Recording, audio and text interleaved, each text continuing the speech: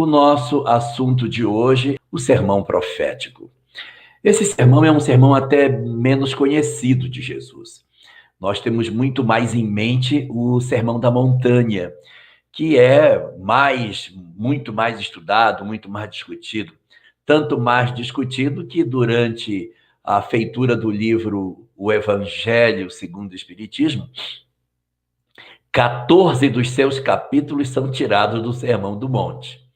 Mas esse outro sermão, o sermão profético, também é um sermão profundamente significativo na história do cristianismo.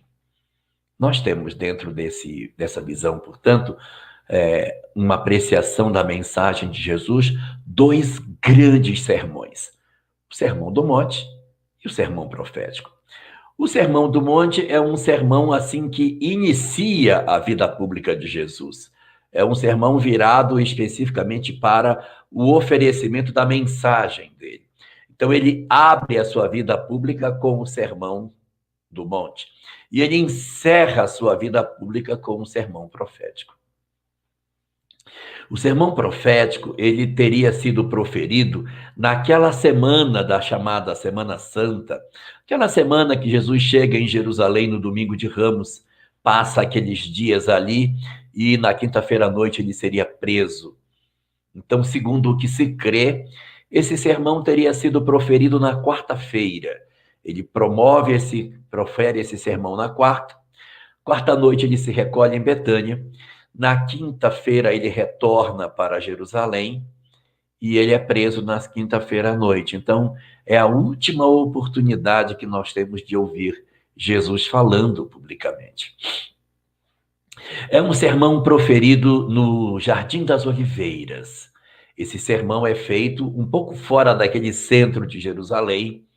Ele estava ali no centro de Jerusalém, próximo do templo, fala algumas palavras sobre o templo, o futuro do templo, fala que ele seria destruído, mas isso não é bem entendido pelos discípulos. E eles então se recolhem no Sermão do Monte. Quando eles chegam no sermão, eles se recolhem no Monte das Oliveiras. Eles saem dali do templo e vão para o Monte das Oliveiras. Quando eles estão no Monte das Oliveiras, ali conversando, os discípulos indagam sobre aquilo que ele disse lá no templo. O que foi que aconteceu? O que foi que o Senhor disse ali? E aí ele vai falar sobre uma nova parte da sua doutrina. O que surpreende no sermão profético é que ele tem uma estrutura muito diferente de tudo que Jesus falou até então. Se nós vamos pegar as falas do Cristo dentro dos evangelhos, elas são muito voltadas para um aspecto em particular. Qual aspecto? Elas são voltadas para a fala do amor ao próximo, da renúncia dos bens terrenos, da vivência da superação da nossa pequenez, da consolação com relação à proteção que o Criador nos dispensa. Então, é muito voltado para o amor. E o sermão profético não tem esse perfil, não. Como uma profecia, ele fala do que virá no amanhã. E ele sinaliza, portanto, muitas dores que deverão vir no futuro. O sermão profético vai falar, como o próprio nome dele diz, sobre as coisas que vão acontecer na humanidade. E, dentro desse texto, ele fala muito de uma expressão que em grego está colocado como sinteleia cosmos. E essa frase, sinteleia cosmos, ela foi traduzida para o português como fim dos tempos ou final dos tempos. Só que sinteleia não é final, término, é final como resultado. Então, sinteleia é resultado, consequência, destinação. E sinteleia cosmos não tem a ver com tempo, tem a ver com o mundo. Então, sinteleia cosmos seria o resultado do mundo, o resultado das coisas do mundo. Em Esperanto, quando a gente pega a tradução da Bíblia em Esperanto, neste estágio onde se fala final dos tempos, a palavra que está lá colocada, As palavras são maturitio della mondaggio. Maturitio della mondaggio significa maturação da idade do mundo. Não tem nada a ver com o final dos tempos. Isso está, inclusive, no Evangelho de Mateus, no seu capítulo 24, no versículo 3º. É nos capítulos 24 e 25 do Evangelho de Mateus, e só Mateus, que existe o sermão profético. É até uma curiosidade, porque o Sermão do Monte também só está em Mateus, e o sermão profético também só está em Mateus. E ele vai, quando abre o seu sermão, falar especificamente dos chamados sinais dos tempos. O que são sinais dos tempos? São as indicações que nós poderíamos ter para a informação do cumprimento das profecias que se seguiriam. As profecias que se seguem são profecias falando de uma tribulação, de uma transformação da terra, de um julgamento que vai acontecer e de uma nova terra que vai surgir. Então, esses são os sinais, isso aí é o que vai acontecer no futuro. A grande pergunta é: quando isso vai acontecer? Me dê um indicativo de quando isso vai se dar. É isso que se chama sinais dos tempos. São os sinais daquilo que iria acontecer no futuro. E aí a gente vai encontrar, dentro do Evangelho de Mateus, analisando essa questão do sermão profético, 7 sinais que Jesus apresenta como sendo os sinais efetivos da compreensão das transformações que o mundo iria passar e queria nos oferecer a possibilidade de que nós pudéssemos efetivamente entender que estaríamos atravessando essa zona de perturbação. Quais seriam os indicativos na Terra de que efetivamente o nosso mundo estaria entrando numa nova fase? Jesus vai dar 7 sinais para nós. 7. Vamos ver os sinais para verificar se isso está muito longe de acontecer. Se a gente já tem algum sinal desses, para a gente poder dizer, estamos atravessando o período assinalado pelo sermão profético, quando Jesus disse o que iria se dar no futuro. Lá vai o primeiro. Primeiro sinal. Diz Jesus que vai acontecer como primeiro sinal a chegada na terra dos falsos cristos. O que são falsos cristos? São pessoas que se apresentam na humanidade como os portadores da solução do mundo, mas em verdade eles não são. Eles mentem. Os falsos cristos são aqueles que encarnam na Terra para acenar com ideologias perniciosas, que arrastam as criaturas mais frágeis a seguirem as suas propostas, destruindo, de certa maneira, a possibilidade que determinadas criaturas consigam caminhar com tranquilidade na Terra em função das sugestões que as suas ideologias trazem. Mas como seria isso de verdade? Isso funciona da seguinte maneira. Segundo aquilo que o Espiritismo nos diz, existe uma série de entidades na Terra que são profundamente perturbadas, espíritos problemáticos ao extremo, e que não podem reencarnar de maneira muito franca no planeta, porque eles perturbam a ordem social da Terra. Eles trazem ideologias profundamente perniciosas que produzem na sociedade convulsões, transformações muito profundas. Esses espíritos, portanto, eles só vêm de tempos em tempos para um exercício de transformação. Eles ficam séculos no mundo espiritual e, depois de muita reflexão, permite-se o reencarne de um deles, para que eles voltem à Terra, para que eles reencarnem novamente, na expectativa de que se transformem.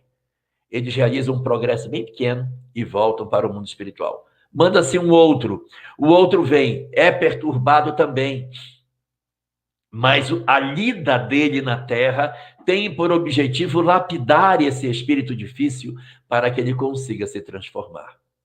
Só que quando chega num determinado período da transição planetária, assim chamada, as portas do mundo espiritual são abertas.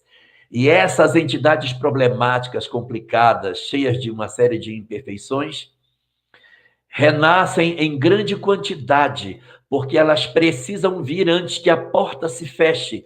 Então, se abrem as comportas do mundo espiritual para que eles tenham uma chance de se transformarem. E nós tenhamos a chance de provar que ficamos de pé mesmo diante da loucura que essas entidades promovem na nossa sociedade. Como podemos identificar a presença desses companheiros? Por 4 características que eles defendem. Eles trazem dentro de si o perfil da perturbação, apresentada por Albano do Couto no livro Ceareiros de Volta, quando ele diz dos 3 fantasmas da mente que assodam a mente humana na tentativa de nos empurrar para o abismo. Perturbação número 1, o sexo. Eles trazem ideologias perniciosas, acenando para nós com toda espécie de promiscuidade, quebrando todas as regras da tentativa do homem de manter uma coerência da sua afetividade. Se você vê na Terra ideologias que acenam com determinadas condutas que desconstroem a tentativa de equilíbrio do homem no campo da sexualidade, é possível que nós estejamos vendo a encarnação dessas entidades na Terra. E se essa quantidade de espíritos que acenam com uma série de condutas equivocadas no campo do afeto estiverem acontecendo, é porque se reforça com muito mais certeza de que esses espíritos estejam por aqui. Mas vejamos o segundo sinal, o segundo tipo de falsos cristos, porque eles se apresentam como sendo a verdade. Eu sou a verdade, a promiscuidade é a verdade. Venham para a promiscuidade. E as pessoas enveredam por esse caminho. São falsos cristos. O segundo tipo de falso cristo que nós temos, os senhores da materialidade, do materialismo, o dinheiro, as questões materiais, a negação do espiritual, a supervalorização dos valores da matéria, a negação com relação aos aspectos do espírito, a tentativa de desconstrução da importância de Deus na nossa sociedade. Quando nós enxergamos se existe da nossa sociedade alguém ou determinadas criaturas que apresentam como se a matéria fosse muito mais importante do que o espírito e querem desconstruir do homem a visão da imortalidade, da vida espiritual, da compreensão da gestão de Deus sobre as nossas vidas, nós podemos estar também recebendo da nossa humanidade o segundo grupo de falsos cristos. Aqueles que elegem o Deus dinheiro para ser a referência maior das suas vidas, são capazes de matar, destruir, acabar com tudo que tem à nossa volta, com o próprio planeta, se for necessário, desde que atendam aos seus interesses materiais. E como consequência dessas ideologias perniciosas, eles empurram as criaturas para uma existência sem Deus, ampliando os conjuntos de pessoas que experimentam a depressão, a ansiedade, a síndrome do pânico, os processos referentes ao estresse, as angústias que o homem desenvolve e a ampliação dos índices de suicídio decorrente das ideologias materialistas que, negando a imortalidade, retiram o propósito da existência e enlouquecem a sociedade, marchando, de certa maneira, inconscientes na direção do abismo. Terceiro grupo de espíritos que se apresentam, segundo a mensagem de Arnaldo Couto, que apresenta para nós o cenário dos fantasmas da mente. Ele vai mostrar para nós um terceiro grupo de espíritos que assodam a humanidade. Eles não estão interessados na sexualidade desregrada. Eles não estão interessados no dinheiro do mundo. Eles estão interessados em poder, em mandar, em oprimir, em garantir a desigualdade. em oferecer a escravidão às pessoas, em não aceitar plenamente a harmonia entre todos. Então, a sede de poder, a sede de ter, de mandar, de exercer mando sobre os outros, são, na verdade, o terceiro elemento desses falsos cristos. E o quarto deles, além de sexo, poder, materialismo, o quarto é a intolerância. Esse quarto, ele resulta dos outros três. Então, nós teremos as intolerâncias no campo racial, as intolerâncias no campo social, as intolerâncias religiosas e as intolerâncias políticas, como resultantes desse grande fenômeno da encarnação das entidades enlouquecidas que encontram na Terra uma chance de poderem mudar, mas nem sempre aproveitam, e a chance de oferecer aos homens a possibilidade de dizerem que sim ou que não às propostas que eles trazem.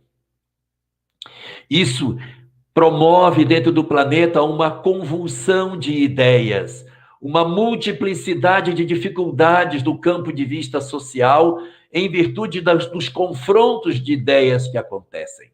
E aí, nós vamos perceber o segundo dos sinais apresentados pelo Cristo no seu sermão profético. O primeiro sinal, a aparição dos falsos cristos. O segundo sinal, guerras, rumores de guerras e cataclismos. Não está tendo guerras no mundo. Não estamos vendo no nosso planeta guerras. Não tem. Pelo menos se tem, é muito pouco. É porque estamos esperando uma guerra física. Estamos esperando uma guerra com soldados no campo de batalha.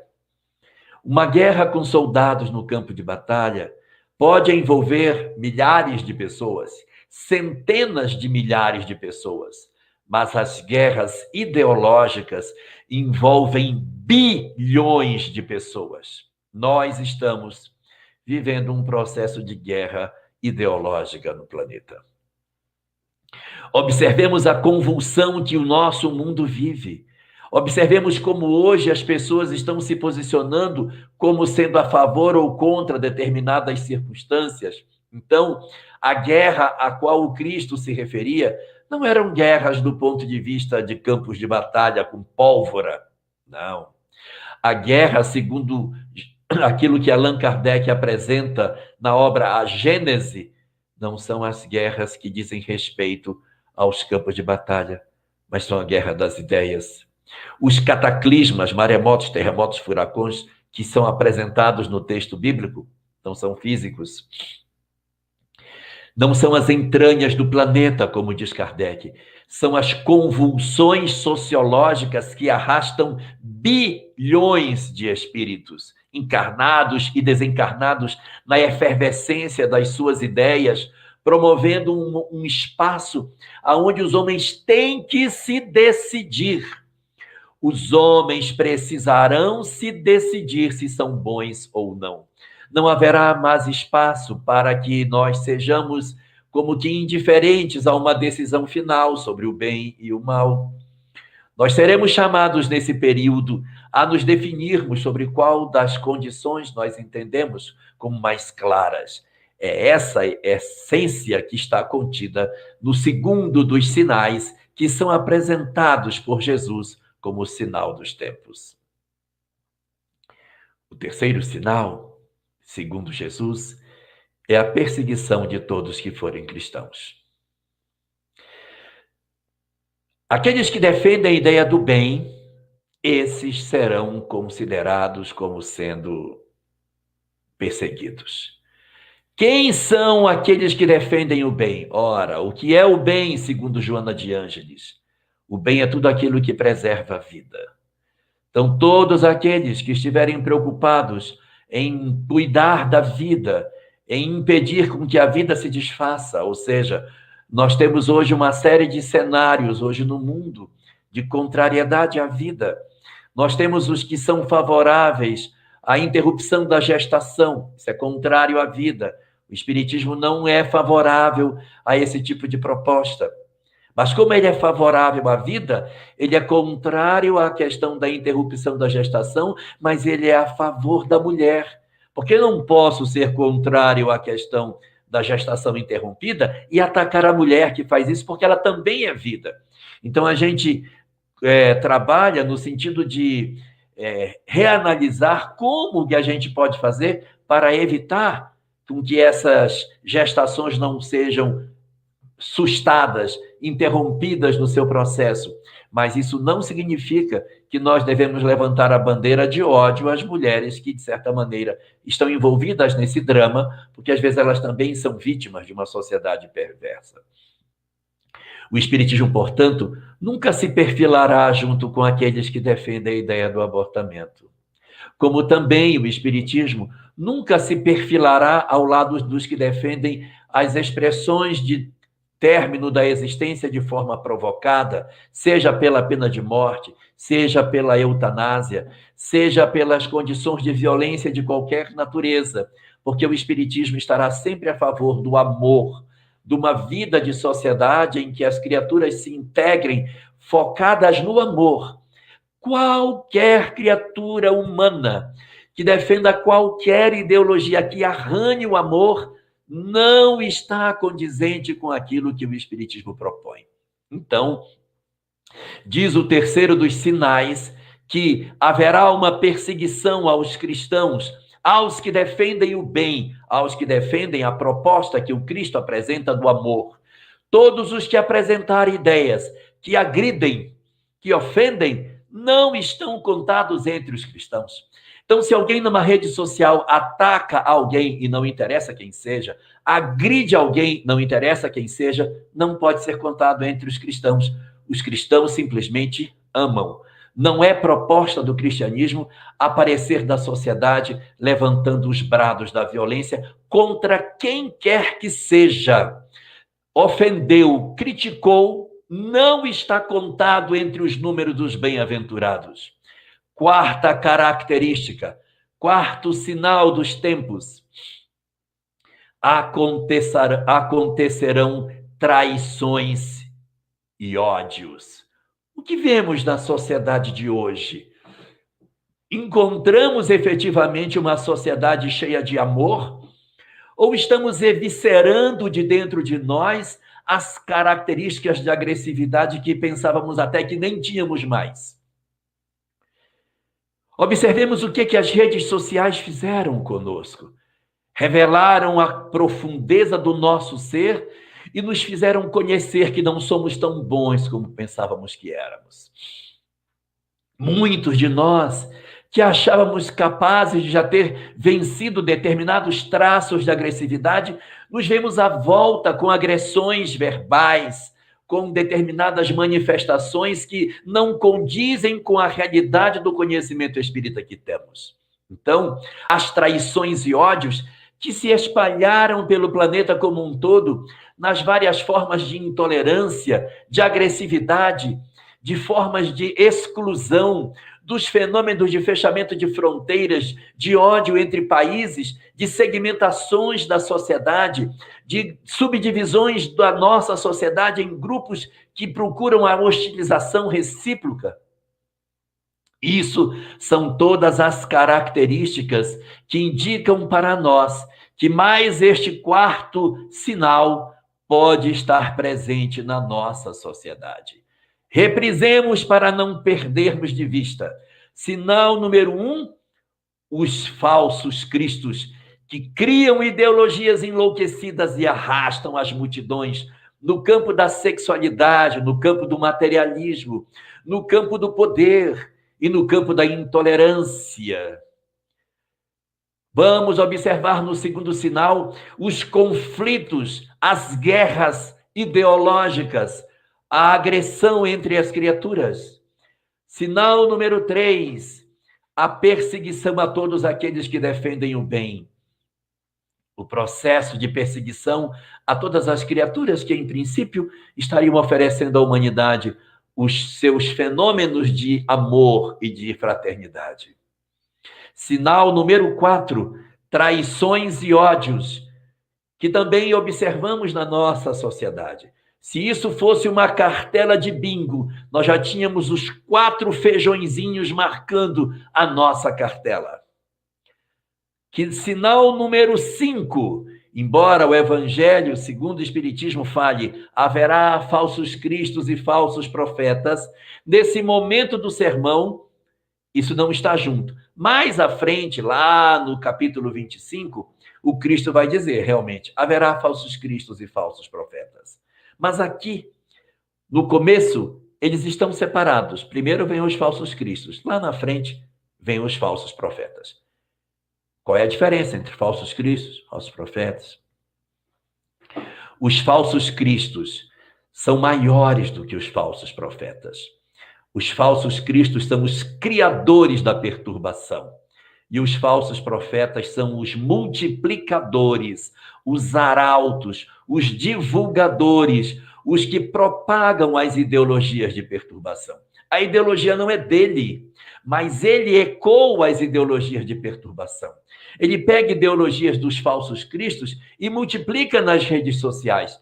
Ele pega ideologias sobre a questão da sexualidade, que não é dele, e ele multiplica, ele se torna um arauto disso, um formador de opinião, um influencer digital. Então, esses influenciadores digitais, que não são os donos das ideologias, mas que multiplicam as ideias que recebem, seja na área do materialismo, seja na área da sexualidade, seja na área do poder, ou quando multiplicam as falas de intolerância, de violência e de agressão, são falsos profetas que se assinalam na terra porque não semeiam o amor, não estão divulgando o bem, por isso que são falsos. Porque se tem falso é porque tem verdadeiros. Se há falsos cristos, é porque tem um que é verdadeiro. Se há falsos profetas, é porque existem profetas verdadeiros. Como eu saberei os que são verdadeiros dos que são falsos? Fácil demais. Olhe para a essência da mensagem e olhe para o profundo dela e pergunte: está falando de amor? Está levando consolo? Se não está, não é um bom profeta. Ah, mas os fins justificam os meios. Não justificam. O bem nunca pode se servir das armas do mal para divulgar as suas ideias. Qualquer criatura humana que, para defender o que acredita, crê que através dos instrumentos da violência, da agressão, pode divulgar o bem, está redondamente enganado. Ninguém poderá defender o bem oferecendo as armas da violência, qualquer que seja. Fala-se tanto de desarmamento hoje no nosso país. Desarmemos as línguas, que são mais perigosas do que as armas, porque está todo mundo armado. Os falsos profetas são quem, na verdade? Somos todos nós, espíritas ou não, que vamos para a rede social atacar, não interessa quem. Atacou, está errado. Odiou, está errado. Provocou divisão, está errado. Nós não servimos a ideologias nenhuma que não sejam o Cristo. Iludem-se todos aqueles de nós que temos a crença, a possibilidade de adivinhar ou de crer que o Espiritismo tem alguma tendência partidária. O Espiritismo não é nem da esquerda e não é nem da direita, porque ele é do alto e, portanto, ele não possui lideranças na terra. Nossa única liderança é Jesus, não temos nenhuma outra. Ninguém mais pode se estabelecer como sendo capaz de representar o pensamento espírita. Nós, a bem da verdade, temos que ficar atentos com tudo aquilo que nos chega aos ouvidos. E tudo que não for amor e consolo, não provém de uma boa fonte, não passa para frente, não multiplique as ideias que, de certa maneira, vão promover fragmentação da ideia. O Espiritismo não pode ser vítima desse processo. Nós não podemos, portanto, ser arautos dessas informações que equivocadamente tentam se passar como verdadeiras, mas não são. a única mensagem verdadeira do Espiritismo é a mensagem do amor. Evidentemente que os espíritas, enquanto pessoas, os espíritas, enquanto indivíduos, podem ter a predileção política que quiserem, se filiarem ao que quiserem, participarem, colocarem seus nomes para participar de eleição, ocupar cargo eletivo, porque precisamos de bons vereadores, bons prefeitos, bons deputados, bons governadores, bons senadores, bons presidentes da República. Nós precisamos de pessoas de bem em todos os lugares. Os espíritas, claro que podem ter participação política, mas quem tem participação política é o espírita, não é o espiritismo. O espiritismo não tem participação política. Perdão, o espiritismo não tem participação política partidária. O espiritismo, ele não tem predileção por lados, porque o nosso foco é sempre no amor, na referência que o Cristo nos deixou. Abraçar uma proposta em particular, negando outra do sentido humano, é apequenar o conceito daquilo que o Espiritismo apresenta. Então, não sejamos nós também arautos das ideias de perturbação na condição de falsos profetas.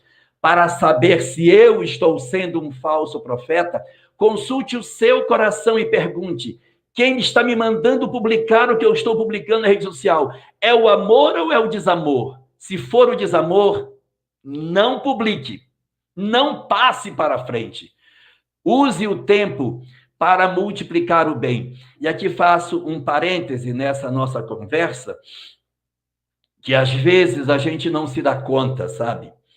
Mas o nosso mundo está muito carente de amor. As pessoas estão perdendo seus entes queridos pela Covid, muita gente com depressão, muitas pessoas angustiadas. E nós somos portadores de uma mensagem incrível, uma mensagem extraordinária, libertadora.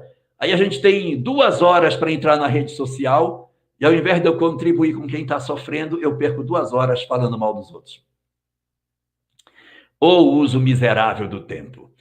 Tantas pessoas que poderiam se beneficiar por uma palavra espírita e nós espíritas publicando coisas que, ao invés de auxiliar a humanidade a sair do seu conflito, da sua dor, da sua angústia, oferecendo a informação que o Espiritismo tem, a gente fica malhando em ferro frio, brigando, discutindo, arranhando as questões efetivas quando o nosso movimento espírita precisa tanto de pessoas envolvidas no bem. Sexto sinal. E por ser grande a perversidade do homem, o amor de muitos se esfriará. O sexto sinal é o seguinte: as pessoas dizem, eu estou cansado disso, não aguento mais. Eu já desisti, isso não tem mais jeito, isso não tem mais conserto. A gente perdeu a batalha. Esse é o sentimento que nós não podemos ter. A ideia de que o mal sobrepujou o bem. Nós estamos vivendo um período de encarnação maciça de entidades perturbadas, é verdade, estamos. Essas entidades estão entre nós para provar a nossa têmpera. Então, o amor de muitos se esfriará, mas é o amor de muitos que vai se esfriar. Mas o amor de muitos outros não esfriará, porque a perversidade dos homens não será capaz de contaminar os corações que vibram no bem. Então, se o amor de muitos vai se esfriar, é porque eles só têm o meio bem. Eles não estão plenamente convencidos de que o bem é bom. Então, quando as ideologias loucas vieram e a convulsão aconteceu, eles disseram, estou cansado, não vou dar conta disso. E a gente começa, então, a querer desistir de todas as coisas. Não é essa a ideia que nós devemos esperar com relação ao Espiritismo. Nós temos que esperar que nós, enquanto movimento espírita, trabalhemos efetivamente para construir um ambiente de paz na nossa sociedade. Esse é o nosso objetivo, sem predileções políticas partidárias.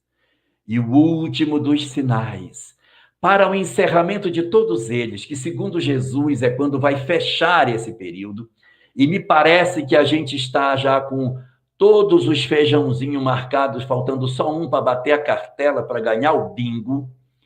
Está faltando só um. Vamos ver se temos o último. O último diz... Todas as vezes que Jesus fala no sermão esses sinais, ele fala o sinal e diz, mas ainda não será o fim. Aí ele fala outro e diz, mas ainda não será o fim. E virão os falsos profetas, mas ainda não será o fim. O amor de muitos se esfriará, mas ainda não virá o fim. Quando ele falar o que vem agora, ele vai dizer esse sinal e vai dizer, então virá o fim.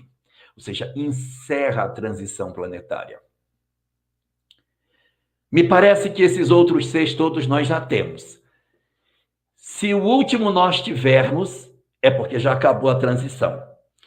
Se o último não estiver fechado, a transição ainda não acabou. E acaba quando ele acontecer. Olha o último. O evangelho será pregado em toda parte do mundo. O evangelho será pregado em toda parte do mundo. Olha o que as redes sociais estão fazendo. Aonde essa live não está chegando?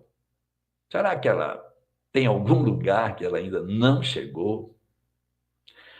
Ou será que a produção desse material é um indicativo de que nós, na verdade, estamos indo na direção do fechamento do último dos sinais? As lives podem ser um grande instrumento para que o evangelho chegue a toda parte do mundo. Vai fazer muito disso, mas talvez não faça tudo, sabe por quê? Porque tem lugares aonde realmente não vai chegar, aonde a internet ainda não chega, aonde o evangelho ainda não acontece, aonde as coisas ainda não estão se dando como deveriam ser. O que é que a gente pode fazer, então, para completar?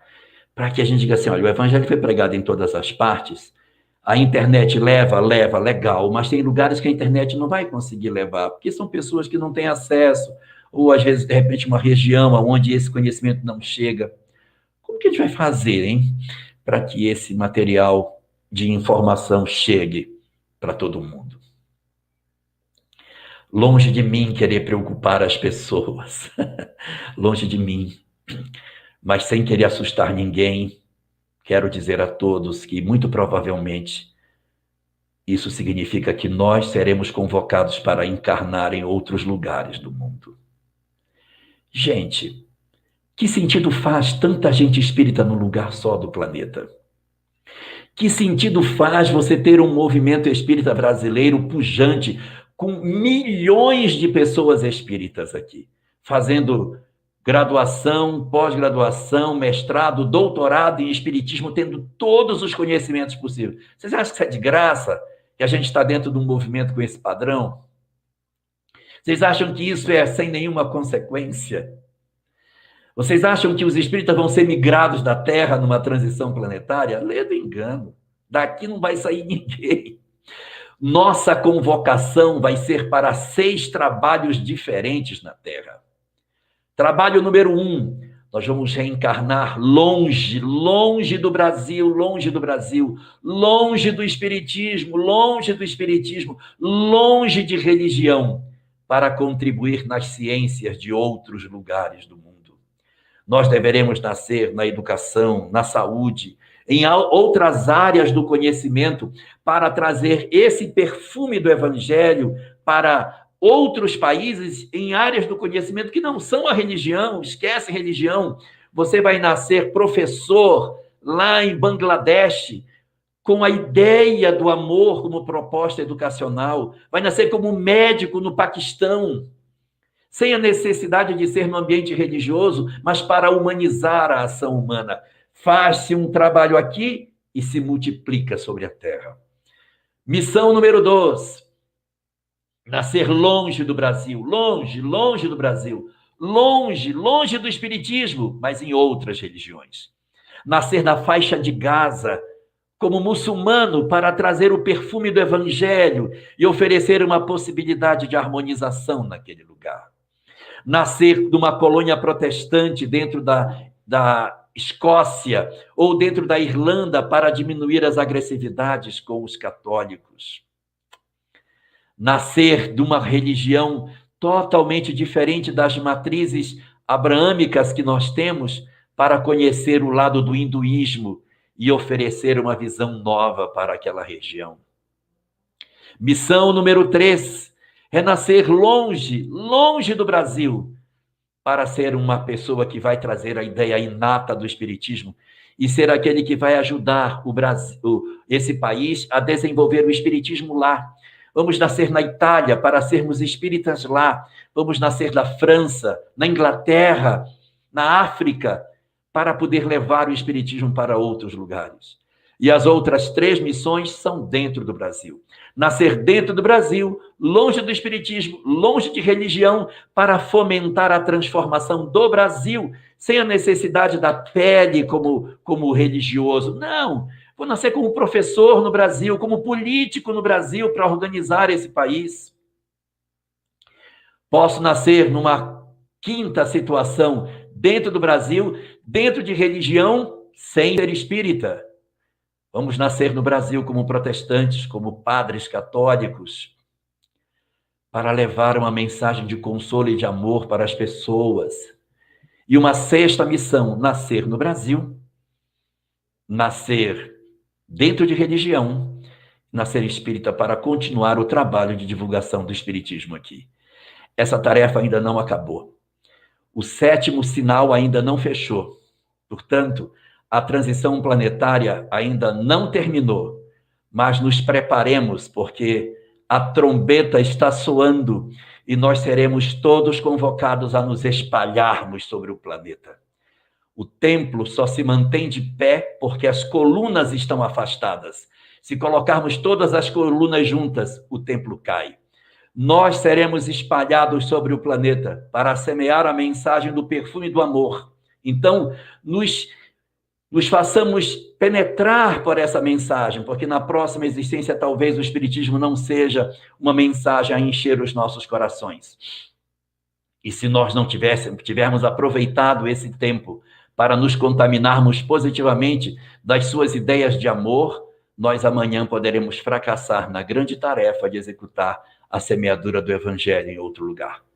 Pensemos nisso, porque o sermão profético existiu não para apavorar as pessoas, mas para que quando ele acontecesse, nós soubéssemos que a espiritualidade já sabia. Se Jesus não deixa essa mensagem tão diferente de tudo que ele falou, nós iríamos dizer, meu Deus, Jesus nem está sabendo disso, o mundo está perdido. Não é verdade. A leitura do sermão profético nos diz o seguinte, está tudo como programado. Era assim que deveria ser.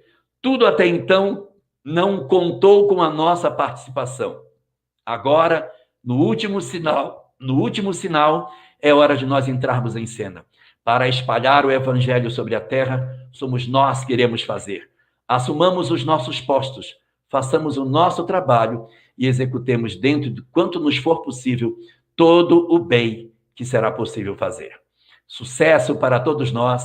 Aproveitemos o tempo que ainda nos resta dessa encarnação e afastemos de nós todo o desamor e nos encharquemos do amor, porque vamos precisar disso demais na próxima existência para contribuir na construção do mundo novo.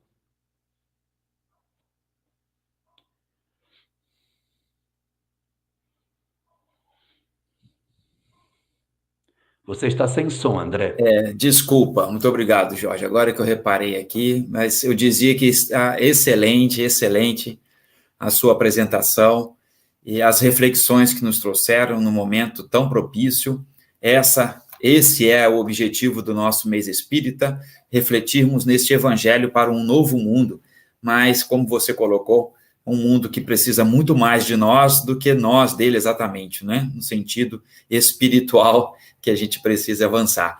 E nós temos várias perguntas, Jorge, e vamos lançar a primeira pergunta aqui, por favor, para passarmos para o nosso irmão. Pode inserir para nós, meus caros?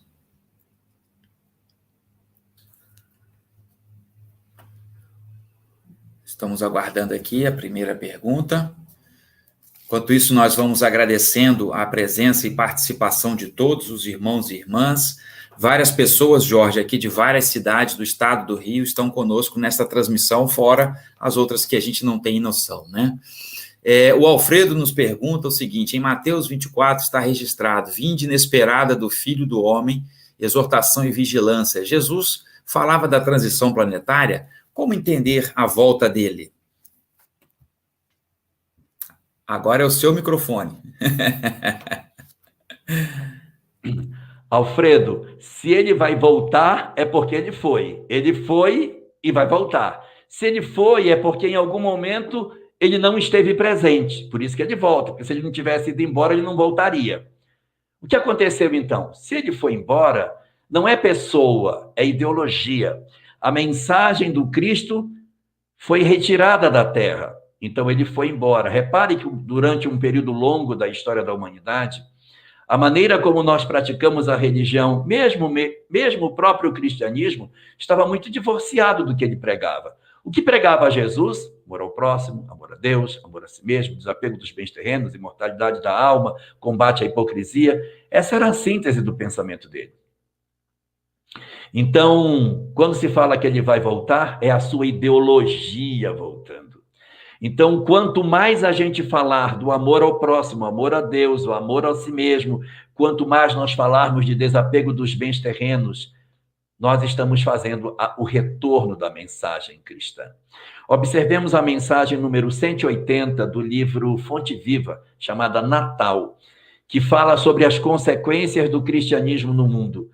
Todas as consequências que são apresentadas nessa mensagem não são religiosas. Ela diz assim: com o cristianismo, os escravos deixariam de ter os seus olhos vazados pelos seus senhores. Tem nada a ver com o cristianismo isso. Mas o cristianismo fez com que os escravos deixassem de ter os seus olhos vazados. E que depois a própria escravidão fosse extinta, porque ninguém era diferente de ninguém. A dor foi ressignificada como uma oportunidade de crescimento. O algoz foi transformado em alguém doente que precisa de compreensão.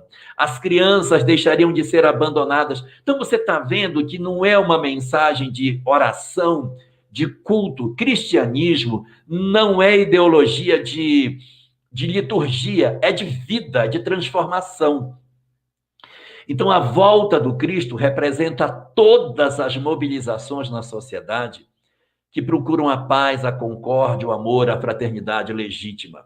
Observe, por exemplo, o que está acontecendo na área da administração, quando se fala sobre humanização do atendimento a pessoas, programas de qualidade e todo um conjunto de mobilizações dentro da administração que está voltada para quê? O perfume do evangelho está aí. Na área da psicologia, o que é que você vê? Psicologia transpessoal, psicologia positiva, constelação familiar, que são todos movimentos no sentido de valorizar os aspectos espirituais da criatura. Você vai para a medicina tão materialista, fazendo experiências de quase morte. Você vai para a física, que estuda a matéria e está discutindo na física quântica os reflexos comportamentais dos seus saberes. Quando as religiões fecham as suas portas para impedirem que o homem tenha acesso ao espiritual, o homem sedento de espiritualidade e não de religião, abre outras portas chamadas de autoajuda, porque ele precisa encontrar um instrumento para ter paz dentro do seu coração. Todos esses movimentos são o clamor da volta do Cristo. Quando hoje se fala de uma alimentação que procura reduzir a carga de proteína animal, que se valoriza efetivamente os aspectos relacionados com outra forma de alimentação por piedade aos animais, do que estamos falando? Estamos falando da essência do Evangelho. Então, o Cristo voltar não é uma doutrina religiosa. A volta do Cristo é uma transformação da humanidade na direção do bem. Todas as possibilidades que nós podemos encontrar, em que nós percebemos o aproximar do homem na direção do amor, é um indicativo de que nós estamos com Jesus voltando. Ele vai voltar na medida em que a nossa humanidade se convencer de que a proposta que ele trazia era a melhor solução para a transformação da humanidade. Não vamos prender o cristianismo nas cercas da religião.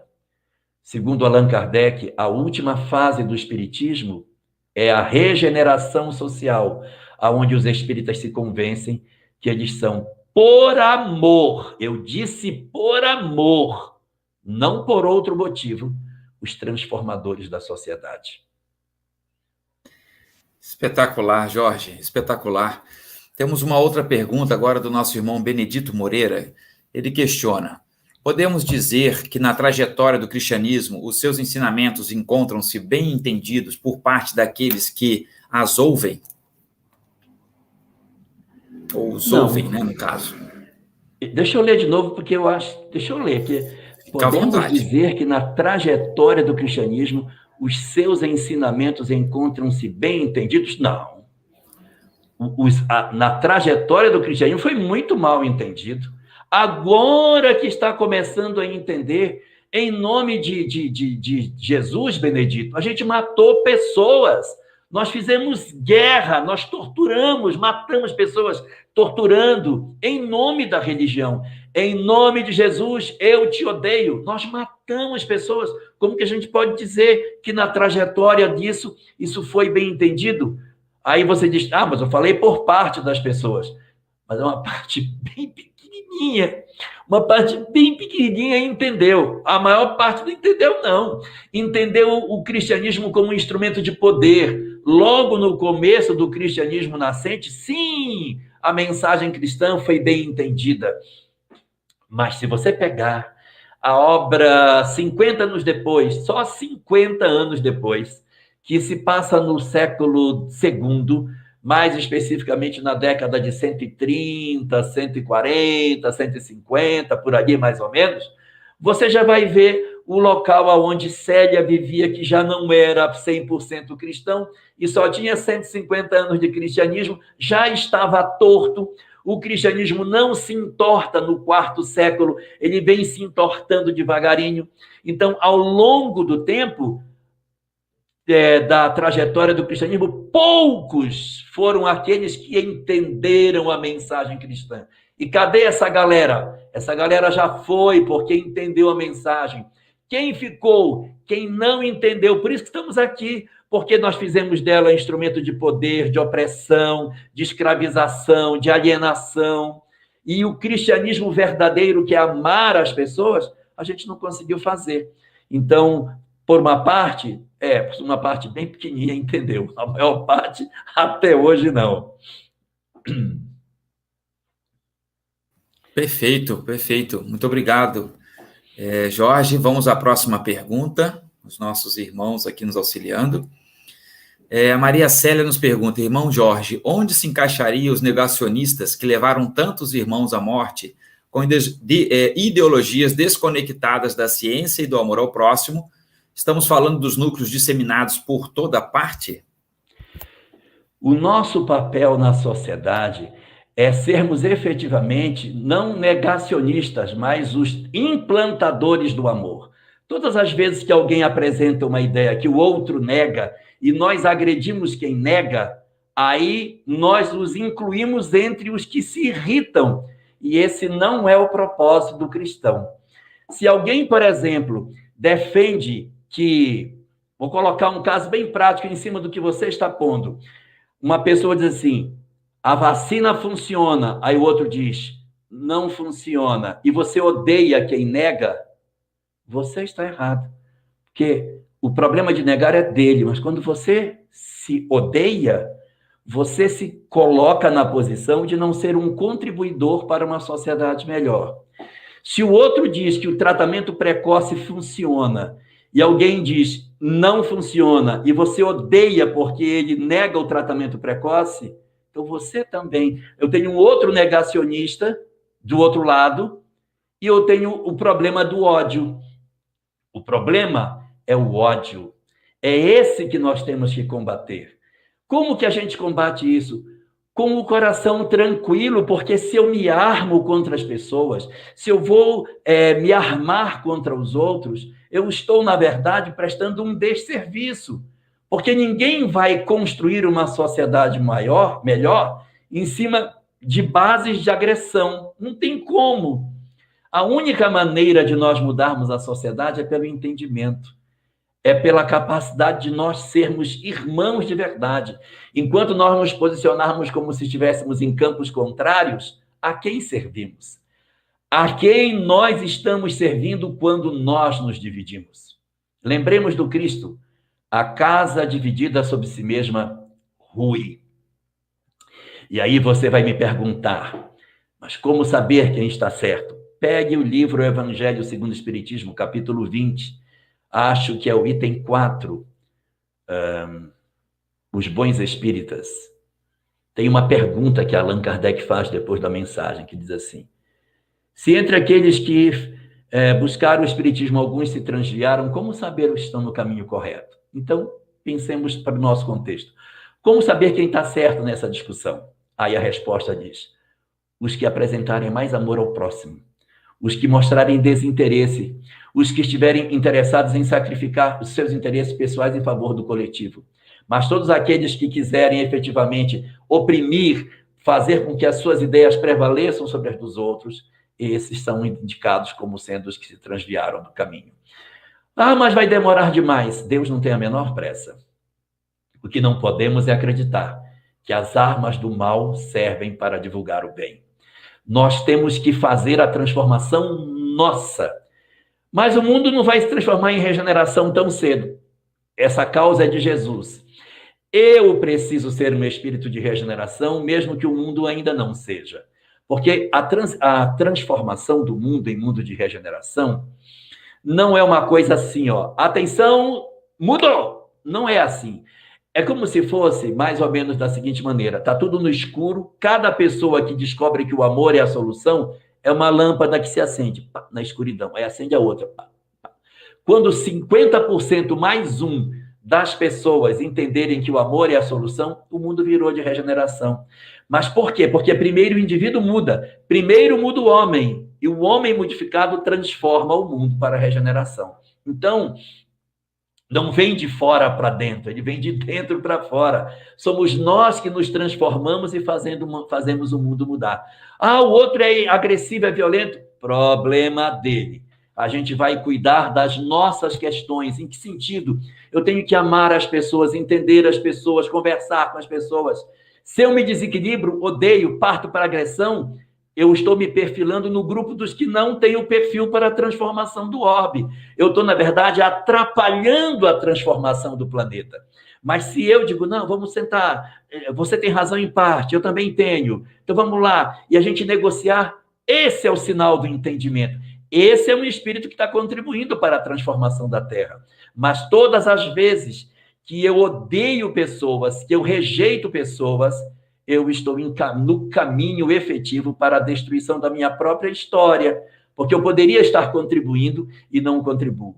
Por que eu falei que acende a luz? Porque o Cristo disse uma frase: brilhe a vossa luz. Ou seja, acenda esse treco no escuro, tira a terra da escuridão. Só para concluir o que eu tenho para falar, tocamos nesse assunto. No processo de formação do homem-bomba, existem 3 fases que o homem-bomba passa. Fase número 1, você isola o homem-bomba e não deixa ele ter contato com a outra ideologia. Então, você separa. Não deixa ele ter contato. Primeira fase, isolamento. Segunda fase, mesmo estando isolado, já está isolado. Se alguma mensagem da outra ideologia chegar, você rejeita e não aceita. Você não ouve, você fica surdo. E existe uma frase que é muito importante: um caminho para o abismo é ter muitas certezas sobre as nossas próprias certezas. Quem tem muita certeza sobre suas certezas pode estar caminhando na direção da fascinação. Então, a segunda fase é: já estou isolado, eu vou rejeitar a outra ideologia. Então, só repetindo, fase número 1, eu me isolo. Fase número 2, já isolado, eu não aceito o que vem, eu rejeito. E fase número 3, ataca. Porque já que eu estou isolado, rejeitei o que o outro pensa, eu tenho a terceira fase, que é o ataque, que é quando ele sai para atacar. Para que ninguém esqueça, são 3 fases: I de isolamento, R de rejeição e A de ataque. Se você juntar, dá ira. Cuidado com a ira, porque isso pode ser um sinal que nós também estamos, tanto de um lado como do outro, sendo programados para sermos homens bombas na nossa sociedade.